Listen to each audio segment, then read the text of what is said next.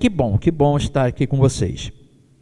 Queridos, eu gostaria de falar com os irmãos sobre um tema que, na verdade, eu já preguei na minha igreja. Eu preguei lá na igreja do pastor Níger, lá embaixo no Rio. E eu gostaria de conversar um pouquinho com vocês sobre isso, tá bom? É sobre discipular. Essa semana eu estava pensando, né? E olhando também, lendo algumas coisas sobre Apocalipse, sobre as igrejas do Apocalipse, e as batalhas que a igreja enfrentou ao longo dos anos da história da igreja, batalhas tremendas que a igreja enfrentou, de perseguição, de desavenças, de situações que denegriram a imagem da igreja, época em que a igreja era discriminadora, era racista e uma série de coisas. Eu li um livro há tempos atrás que o autor dizia o seguinte: eu sou cristão apesar da igreja. Para vocês terem uma ideia do que ele trata, né? A igreja é maravilhosa, mas ela sempre passou por situações difíceis. E hoje a perseguição não existe, pelo menos velado. Mas existe uma situação em que nos nossos lares é apresentado um sistema de discipular nossos filhos, nossos netos, que são as redes sociais e são muitos programas de televisão. E isso daí não é uma perseguição, é apenas uma sutil, bem sutil ação maligna para levar nossos filhos para outros caminhos. E eles estão sendo discipulados. Coisa difícil arrancar o celular da mão de uma criança. Quer que a criança fique quieta? Dá um celular para ele. Bota uma tela na mão dele e vai ficar quietinho. São jogos, são os influenciadores, e todas essas coisas vão discipulando nossos filhos, vão discipulando nossos netos. E eu digo mais, vão discipulando a gente e os nossos cônjuges. Então nós vivemos uma fase em que nós aprendemos muito do mundo e aprendemos pouco da palavra e de uma intimidade, um relacionamento com Deus. Durante esse mês, algumas mensagens que eu ouvi, e uma das mensagens, o pregador, se eu não me engano, foi o próprio pastor Níger que teve aí domingo passado. Ele falou sobre a questão de buscar a intimidade com Deus. A intimidade com Deus não se busca através de um período longo de oração. A intimidade com Deus não se busca através de um sistema de jejuns. A intimidade com Deus não se encontra nem numa programação de leitura bíblica. A intimidade com Deus se encontra dia a dia, de manhã até a noite, todos os dias, no nosso trabalho, nos nossos afazeres, em tudo que agirmos, fizermos, nós buscamos essa intimidade com Deus. Então eu lembrei dessa importância da gente discipular. E é difícil, é muito difícil hoje. Por exemplo, lá na minha igreja eu fiz essa pergunta e nem quis a resposta não, quis que as pessoas pensassem nessa resposta para a casa deles. Quantos fazem o culto doméstico? Reúne a família e faz o culto doméstico? Não precisa me responder, foi a pergunta que eu fiz lá. Então, a gente deixa de lado algumas coisas. A gente deixa o dia a dia. Por que a gente deixa? Talvez pelos nossos afazeres, talvez pelo nosso lazer, talvez porque estamos ocupados com o celular. Não é verdade? Então, essas coisas nos afastam do discipulado. Eu quero dizer para vocês que o discipulado vai acontecer. ou o discipulado das palavras de Deus, das coisas de Deus, ou o discipulado das coisas do mundo. Porque nossa mente, ela funciona aprendendo o tempo todo. Ela funciona colhendo informações. Eu vi um episódio, não sei se vocês estão vendo aquela série de Paulo, eu vi um episódio dele em Atenas, e ele lá conversando com o pessoal, né? E os atenienses, como diz a Bíblia, só se preocupava em escutar alguma novidade. E parece que é nós, né? Nós queremos alguma novidade em todo o tempo, não é verdade? Então, o discipulado vai acontecer. E nós somos livres para escolher aonde, ou como, ou de quem nós queremos ser discípulos. Ou somos discípulos de pessoas que estão na mídia, ou somos discípulos do Deus que dá a sua palavra para cada um de nós. Não é?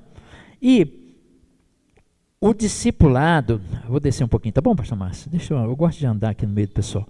O discipulado, ele precisa, principalmente dentro do nosso lar, ele é muito mais, atrapalhei o negócio, não atrapalhei não, né? O discipulado é muito mais de relacionamento do que de palavras. Eu lembro que quando meu pai, ele aceitou o Senhor Jesus como Salvador e deixou uma vida de pecado, embora sempre foi um ótimo pai, mas ele deixou aquilo que era pecado, era ruim para ele e para a família, como por exemplo, ele bebia bastante, né? E chegava em casa muito alegre, muito brincalhão, tropeçando nas coisas, mas rindo demais, e minha mãe ficava triste com aquilo, né? Fumava muito, e a fumaça incomodava, né? E, além de tudo, vivia uma vida promíscua, né? Mas quando Jesus entrou no coração dele, ele abandonou tudo e se tornou uma nova criatura. Mas o que eu lembro dele é que em todo o tempo ele nunca deixou de expressar amor pela família. E quando ele teve o encontro com Jesus e foi para a igreja metodista wesleyana, né? Assim que ela estava começando, ele foi para lá e nunca chegou perto da gente e falou assim, vocês têm que ir comigo. Nunca. Ele simplesmente dizia o seguinte, estou indo para a igreja, alguém quer ir? E qual era a nossa resposta? Domingo que vem. Já não precisava nem falar, era só escrever uma plaquinha, quando ele perguntasse a gente levantava a plaquinha, domingo que vem. Que era sempre domingo que vem. Mas esse domingo que vem, um dia chegou. E nós fomos e tivemos encontro com Jesus. E estamos, eu, meu irmão, minha irmã, estamos na casa do Senhor, nossos filhos na casa do Senhor, nossos netos na casa do Senhor. Então, a semente foi plantada, mas o que nós vimos, que nos mexeu para ir, foi a vida dele transformada. As coisas boas foram potencializadas. O amor que ele tinha para conosco, ele aumentou, amou mais. E as coisas ruins, e uma delas é que meu pai nunca foi brigão, nunca foi um camarada de brigar na rua, mas sempre foi uma pessoa muito firme em suas palavras e decisões, e os amigos respeitavam. Quando ele chegava e encarava uma pessoa, a pessoa respeitava, porque sabia que se fosse preciso, ele ia, principalmente defendendo a família. Depois que ele aceitou Jesus como Salvador, eu me lembro de uma vez, uma pessoa que perturbou tanto ele, mas tanto, eu estava perto, tanto, eu pensei, meu pai vai sair da linha, vai encarar esse indivíduo. Ele saiu, chegou perto da pessoa e falou assim, dá um tapa aqui. A pessoa ficou olhando para ele e falou, pode dá um tapa aqui assim, ó. Eu não vou reagir, tu pode dar um tapa. E aí a pessoa parou, saiu fora, foi embora. Um dia, as coisas a gente vê e aprende e vai repetir. Ou seja o bom ou seja o ruim. Um dia eu também estava na mesma situação, consertando um negócio que eu sabia quem é que tinha danificado aquilo. Quando eu achei o problema, fui lá consertar, e a pessoa passando perto de mim falou, fiz mesmo, e vou fazer de novo, que não sei o que, papapá, e estava me perturbando ali, eu quieto, mexendo, consertando o negócio, até que num momento eu dei um pulo na frente dele. Quando eu dei um pulo na frente dele, eu estendi a mão para ele, e aí ele ficou parado. Eu falei, rapaz, nós somos amigos, nós somos parentes, não precisa disso. Aí, desculpa, não é por causa de tu não, é porque não sei o que, mudou a situação. Então, a nossa atitude vai discipular alguém, vai discipular, né? Então, nossos exemplos vão discipular. E o que eu falei na minha igreja, e que eu falei também na igreja lá de baixo, que eu quero transmitir para vocês, é um modo simples de discipular. Simples, discipular nossas famílias. Pela palavra de Deus, pela palavra de Jesus. Qual a primeira oração que nós ensinamos nossos filhos? Qual é a primeira oração que nós ensinamos nossos filhos? Diz aí pra gente. Hein? Papai do céu. Primeira coisa que nós falamos, pastor Márcio, é Papai do céu. Qual foi a primeira oração que Jesus ensinou aos seus discípulos? Hein? Pai o quê? Nosso. Ele poderia falar meu pai, mas ele não falou meu pai. E nem ele falou assim, olha, quando vocês orarem, diz assim, meu pai. Ou seja, se você orar meu pai, ok, tá certo, ele é teu pai. Mas ele disse Pai Nosso. Por que Pai Nosso, Fábio? Porque ele é teu pai, mas ele é pai também daquela outra pessoa que talvez venha te perturbar, venha te chatear e tudo.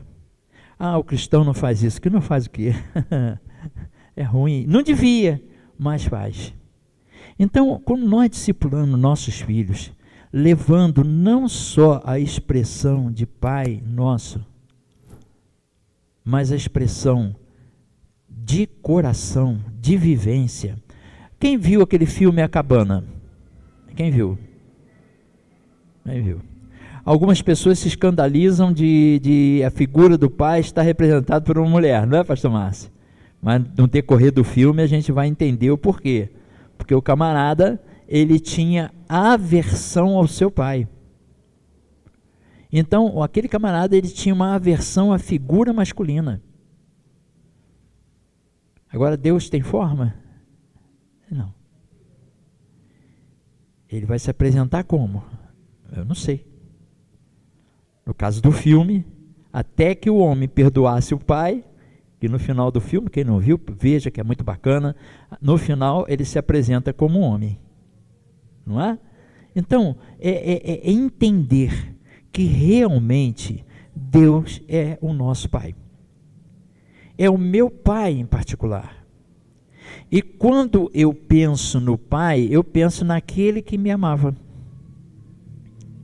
Naquele... Tem um texto na Bíblia que diz que o amor jamais acaba, né? Ok? Estou certo? Amém? Vocês concordam comigo? Aonde está escrito isso? Hein? O amor, é?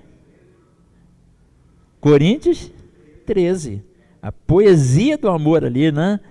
Se não acaba, eu continuo amando o meu Pai, porque Deus é Deus dos vivos, e se ele fala que é Deus de Abraão, de Isaac, de Jacó, que já tinha morrido, ele é Deus do meu Pai também, que não morreu, mas sim passou para viver e habitar com o Senhor.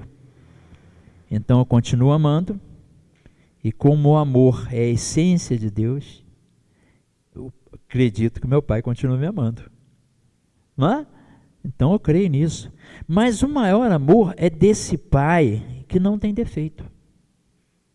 E eu lembro que toda vez que eu precisava do meu pai, eu podia chegar perto dele, que ele ia me defender. Ele ia me ajudar. Ele fazia qualquer sacrifício por seus filhos. E quando eu vi essas crianças aqui, eu fiquei encantado, né? Porque, olha, Janine e desculpa, Lucas, duas de uma vez só? Qual que tu prefere? As duas. Né? Te dão trabalho?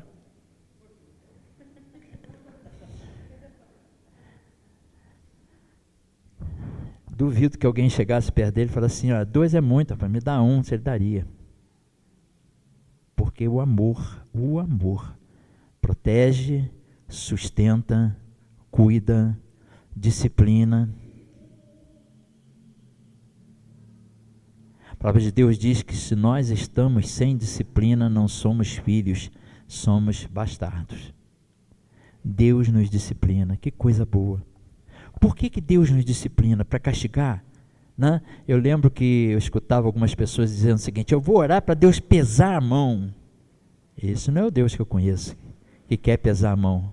Pelo contrário, eu tenho que orar para que Deus ofereça a mão, para que levante aquela pessoa, para que restaure aquela pessoa, porque isso Ele tem feito comigo.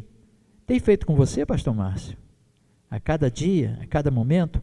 E como é bom a gente chegar de manhã e dizer, papai, papaizinho.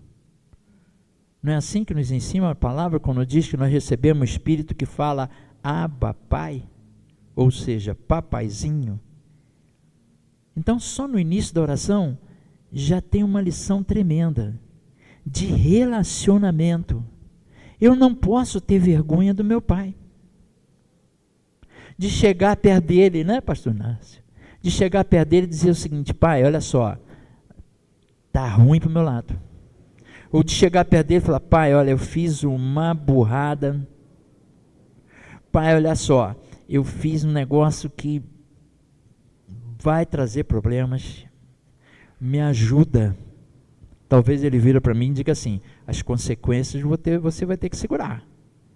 E eu vou dizer, tá bom, pai, só me ajuda a segurar as consequências do meu erro. Porque ele ama, ele está junto. Tem outro texto que diz assim, qual o pai que o filho pedindo um pão dá uma pedra? Não é isso? Pedindo um peixe dá uma serpente. Não vai, não dá, porque o amor fala mais alto. Então o que nós podemos dizer?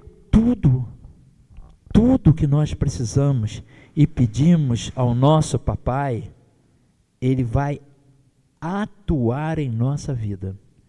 Eu não estou dizendo que ele vai dar, porque a gente pede mal.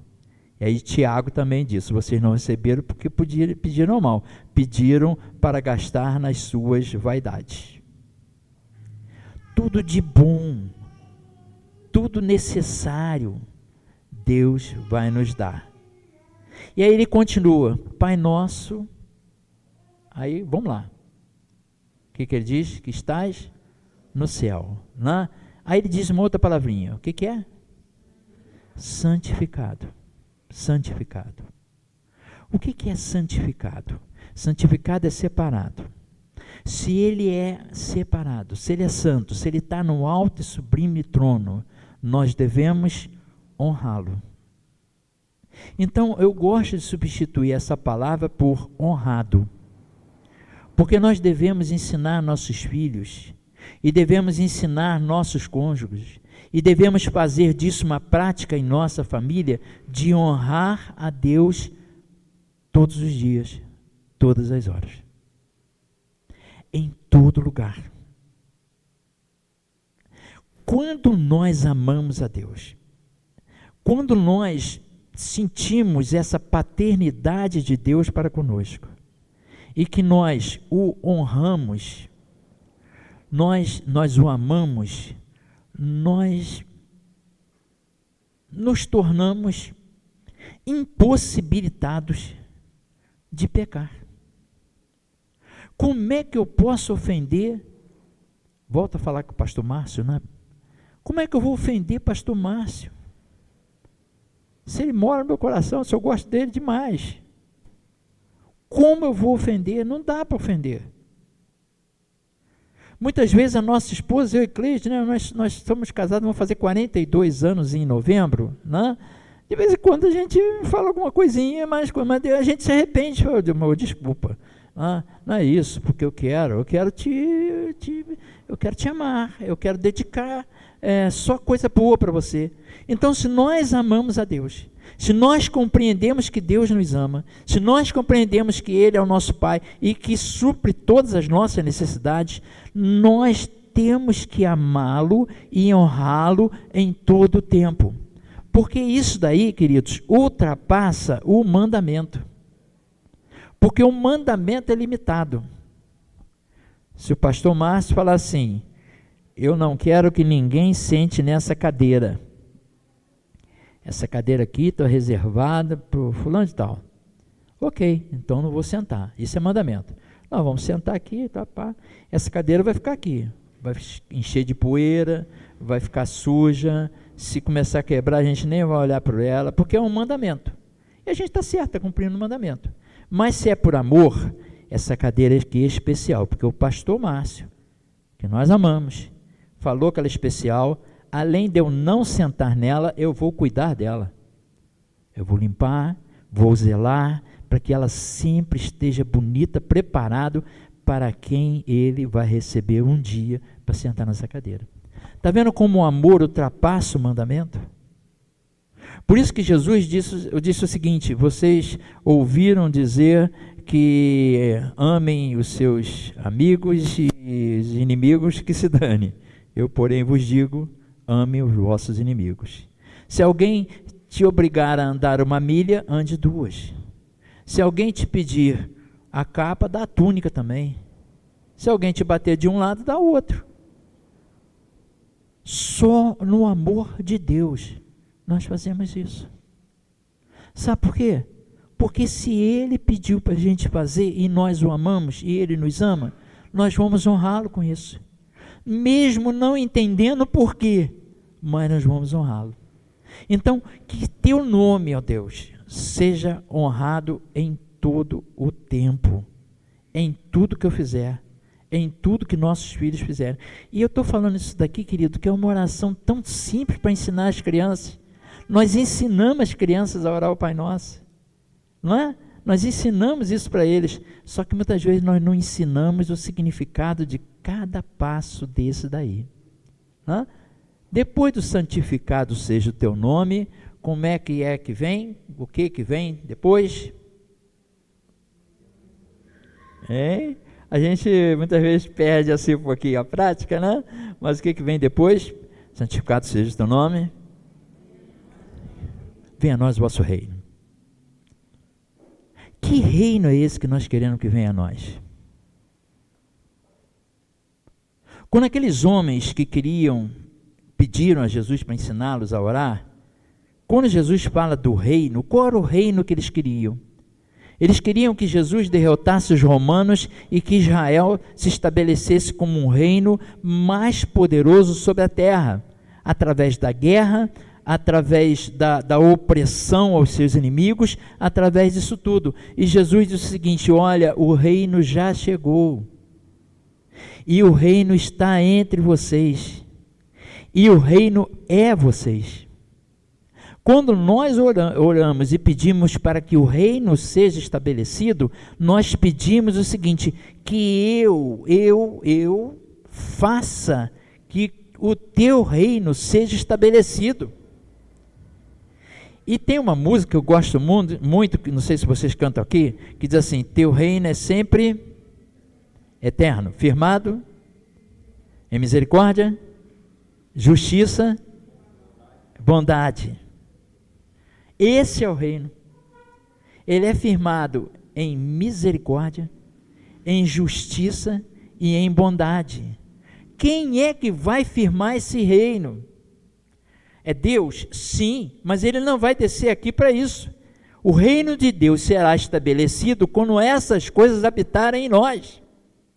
A bondade, a justiça, a misericórdia, a honra ao nome de Deus, todas essas coisas. Então, quando ele diz isso para os discípulos, fala, vocês estão pensando que o reino de Deus é conquistar coisas. Não, é viver uma vida de quem é filho do Deus eterno. É viver como Jesus. Estabelecer o reino é ensinar nossos filhos a respeitar o seu amigo. Ensinar aos nossos filhos a serem misericordiosos, a serem justos, a serem pessoas que em todo tempo procura o bem do seu próximo. Afinal de contas, de todos os mandamentos, um monte que tinha no Antigo Testamento, né, ao qual Jesus lia e usava para suas pregações, Jesus fala o seguinte: tudo isso está inseridos em 2 mandamentos. Quais são os 2 mandamentos que Jesus pegou tudo, o pacote inteiro de todos aqueles mandamentos, e falou, só está inserido em 2 mandamentos? Qual é? Amar a Deus e amar o próximo, como a ti mesmo. Estabelecer o reino é, acima de tudo, amar a Deus. Mas amar mesmo. Amar é querer estar perto. Não tem ninguém que ame uma outra pessoa que não queira estar perto da outra pessoa. Não dá, não tem amor então.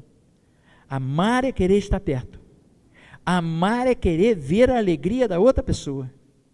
Amar é querer fazer de tudo o que é possível para o bem-estar da outra pessoa. E se nós amamos a Deus, nós queremos estar perto de Deus, queremos fazer tudo que alegra o nosso Pai, e queremos honrá-lo em todo o tempo. E se amamos o nosso próximo, nós fazemos tudo para abençoar o nosso próximo, nós queremos abraçar e servir ao nosso próximo, e queremos que eles sejam mais abençoados do que a gente é. Esse é o amor ao próximo. Esse é o amor ao próximo. Por isso, quando a Rosângela falou sobre a obra, eu falei, meu Deus, abençoa, porque eu passei um perrengue tremendo, 1 ano de luta, né? Mas com todo, olha, queridos irmãos, 1 ano de luta, 1 ano não, 1 ano foi de luta para inaugurar, agora tem luta para pagar as contas, né? Então, mas olha, de ver a alegria dos irmãos, valeu a pena tudo. Porque o nosso coração não é as coisas para a gente. No nosso coração tem que ser a bênção para as outras pessoas. E eu quero dizer uma coisa, meus queridos irmãos, minha querida igreja, se nós desejarmos o bem para o nosso próximo, a gente nem precisa pedir o bem para a gente não, porque ele vem automaticamente. Por isso que Jesus falou assim, busca o reino, busca estabelecer o reino e a sua virtude. As outras coisas vão chegar para vocês sem vocês perceberem. Então, o que Jesus ensina para nós é o seguinte, e nós devemos ensinar a nossa família, nossos filhos, estabeleça o reino de Deus com as nossas atitudes. Ah, Deus, estabeleça o teu reino, vem aqui e faz chover fogo aí nesse mundo. Não, não é assim que vai ser estabelecido. Senhor, pune todos os corruptos, não vai ser assim que vai acontecer. Senhor, me ajuda, aonde eu estiver, ser um cidadão do reino de Deus. Porque foi isso que Jesus ensinou para a gente. O reino está entre vocês, está em vocês. Depois do reino, o que ele fala? Seja feita a tua vontade, assim na terra como no céu. Eu vou pular, seja feito, porque senão o tempo já está passando. O pão nosso de cada dia. O pão nosso. Sabe por que a gente vive ansioso? Porque ou a gente sofre por uma coisa que ainda não aconteceu. Poucos dias, uma irmã da nossa igreja ia fazer uns exames, ela estava sofrendo. Eu falei, minha querida, tu está sofrendo antecipadamente. Espera o exame. Quando chegar o resultado do exame, vai ser um ou outro. Ou o médico vai falar assim, ó, tu não tem nada demais. Coisinha simples aí, com remedinho vai tratar. E tu vai ficar feliz da vida. Ou ele vai chegar e falar assim, ó, a situação está ruim para o teu lado. A gente vai ter que fazer um tratamento mais extenso, mais coisa assim. Então, para que tu está sofrendo antecipadamente? Ela, pastor, descansa no Senhor. Ela fez o exame. Na semana seguinte o resultado saiu, eu cheguei aí. Pastor, não é nada não. É uma coisinha tão simples que um remedinho vai resolver. E tu sofreu à toa. É mesmo, pastor, eu sofri à toa. Não? Deus, o pão nosso cada dia, Deus sabe o que nós precisamos. Quando a palavra diz que os passarinhos, né? Eles não trabalham, eles só louvam a Deus e cantam bonito, né? Eu tenho uma calopsita agora lá, que ainda, além de cantar, ainda fica virando para a gente, fazendo chantagem, pastor Márcio. Se a gente não tá, deixa ela quietinha lá, ela fica, vovozinho, ela fala, vovozinho, vovozinha. Fala, ela fica o tempo todo, vovozinho, vovozinha, e querendo fazer chantagem com a gente, né? E agora, eu dei uma ensinada, dei uma ajudada, né? Mas para me agradar, ela começa a assoviar o hino do Botafogo. Como quem diz, vem cá, eu quero um carinho, né? E chegou, fez um carinho, ela fica toda, a bichinha fica toda alegre lá, tá? E os passarinhos, eles não estão nem aí. E Deus dá a comida para eles. Eu, quando começo a brincar com ele, eu passo a mão na peninha dele, ele gosta, ele abaixa a cabecinha assim, ele gosta de passar ao contrário, né? Eu começo a passar a peninha gostosa, aquele gostosinho, bonitinho, eu fico falando com ele, muito melhor do que a roupa que eu visto. Muito mais bonita. Ele nem se preocupa. Se está na moda, se não está na moda, ele é lindo. Deus faz isso por eles. Deus faz isso pelas plantas. Nós somos filhos. O pão nosso não é só a comida. Ele vai nos dar a comida, Ele vai nos dar a roupa, Ele vai nos dar condições para o colégio, para as crianças. Já pensou se vem 3? Vai dar a comida, vai dar o colégio, vai dar o que é necessário, Ele vai dar.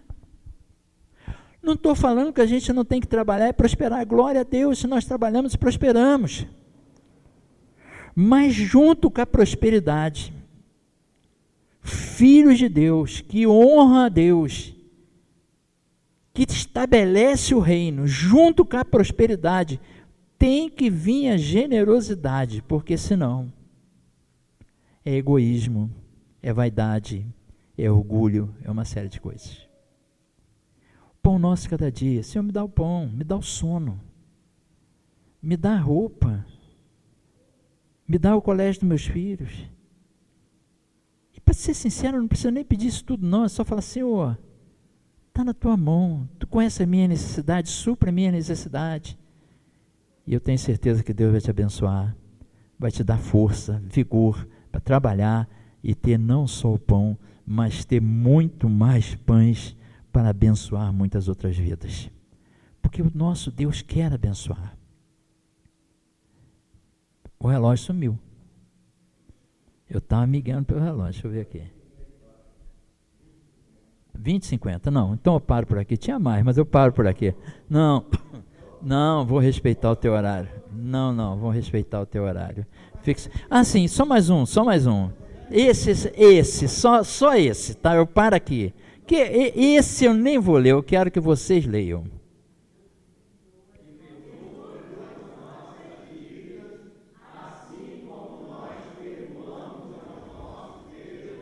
Aí eu quero perguntar, quem está devendo a Deus aí?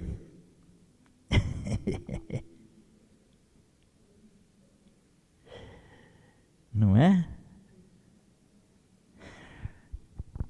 Trocando as palavras, quer dizer o seguinte, Senhor, se nós não perdoarmos, não perdoa a gente não.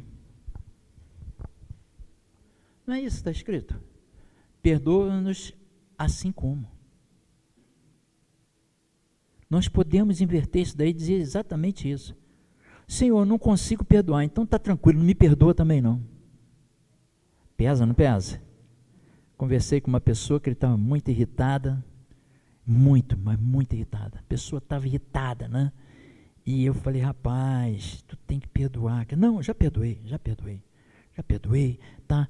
Eu falei com ele, se tu não perdoar, Deus não vai te perdoar. Não, eu sei que Deus me perdoa, então tu tem que perdoar. Se tu não perdoar, Ele não vai te perdoar. Concorda comigo? Concordo. Eu já perdoei. Mas se eu vi, falei, cara, tá faltando perdão aí, rapaz. E eu disse para ele o seguinte, sabe quem mais sofre com isso? Sabe quem está mais sofrendo com isso? Não é a pessoa que você está chateado, irritado, com raiva, não. Quem está sofrendo mais é você mesmo. Mas eu quero que Deus, não vai agir, porque está na contramão do que Jesus ensinou. Perdoa, aí teu coração vai ficar, esse negócio do perdão é legal. Mas se o fulano não me perdoar, não tem problema, o perdão você já pediu. Eu escutei um pastor pregando sobre isso, achei muito legal. A questão de pedir perdão, pastor Márcio, se eu errar contra vocês de pedir perdão, eu já estou tranquilo. Porque eu pedi perdão, e não existe mais nada dentro de mim, e Deus já me perdoou, eu estou completamente em paz. Se você não me perdoar, o problema agora é seu. E aí esse pastor falou o seguinte, se a pessoa te perdoar, é um presente que tu ganhou, mas quando você pede perdão, não é querer que a pessoa te perdoe, mas que você tome a atitude de reconhecer que fez algo que ofendeu e que se arrependeu e que pediu perdão e agora você está em paz, porque o Senhor operou na tua vida. Se a pessoa te perdoar, um presente que tu ganhou. Se ele não te perdoar, você já está bem com Deus, já está bem feliz da vida e vamos seguir avante, não é? É muito importante isso, porque aí as pequenas coisas e as grandes não pesam mais no nosso coração, não machucam mais a gente, e a gente vive em paz, e nossos filhos vão aprender a viver em paz. Nossos filhos vão aprender a olhar para as outras crianças e reconhecer, mas aquela criança, hoje tem muito esse negócio de bullying, né?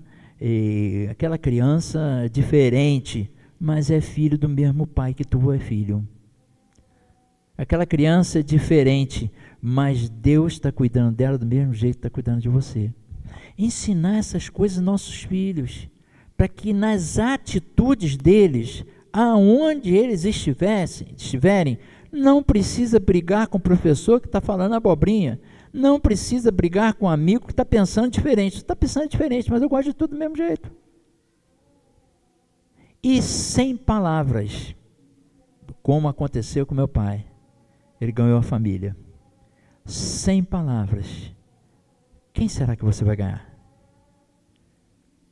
Tendo a certeza que Deus é seu pai. E que você é filho, não é um Zé Ninguém, é filho. Tendo a certeza que em tudo que você fizer, honre o nome de Deus. Tendo a certeza que Deus espera que você estabeleça o reino dele aqui. Tendo a certeza de que tudo Deus vai te suprir. Levou um prejuízo? Não tem problema. Paulo diz isso, né? Vocês brigam por pequenas coisas. Leve o prejuízo, não se preocupe, porque o pão de cada dia papai vai dar.